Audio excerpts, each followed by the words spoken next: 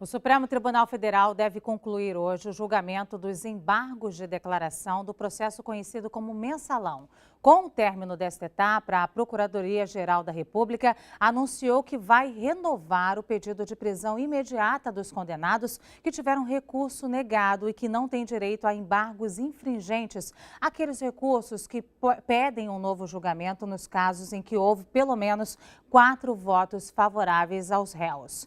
Na sessão de ontem, os ministros decidiram que a palavra final sobre a cassação do mandato dos réus cabe ao próprio STF. Na análise dos recursos do deputado João Paulo Cunha, os ministros confirmaram por unanimidade que os parlamentares condenados neste processo devem perder o mandato automaticamente. A decisão havia sido tomada durante o julgamento no ano passado, mas casos similares este ano, como o de Nathan Donadon, tiveram parecer diferente. Os membros da corte entenderam que os embargos de declaração não são instrumento para questionar esse ponto. Naquela época, o plenário decidiu que competia ao Supremo Tribunal Federal estabelecer a perda do mandato.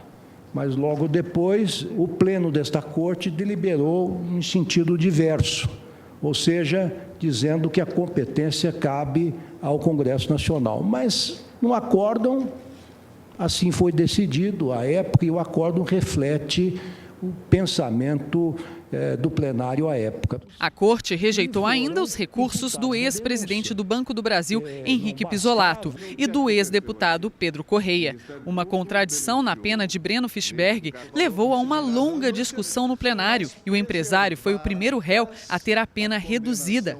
Breno Fischberg havia sido condenado a mais de 5 anos de prisão e cerca de R$570 mil de multa.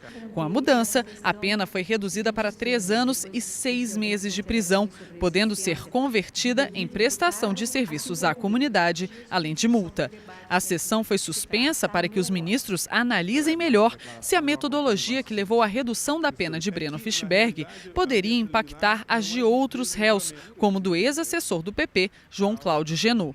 O ministro Marco Aurélio Mello sinalizou que as prisões devem ocorrer apenas depois de esgotados todos os recursos. Há uma jurisprudência, e mesmo assim eu guardo reservas quanto a ela, que só se tem o cumprimento imediato do pronunciamento judicial sem o acordo estar confeccionado diante de recursos protelatórios. Nós ainda estamos a julgar os primeiros declaratórios e não podemos rotulá-los assim.